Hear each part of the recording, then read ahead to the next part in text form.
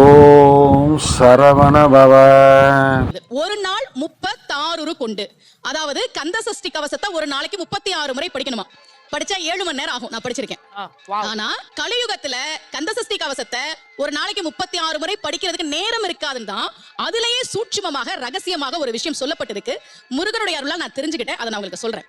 ரவண பவச ரரரரரரரா ரிவன பவச ரிரிரிரிரிரி, இதுக்கெல்லாம் என்ன அர்த்தம் நான் தேடி தேடி தேடி முருகன் அருளால் தெரிஞ்சுக்கிட்டேன்.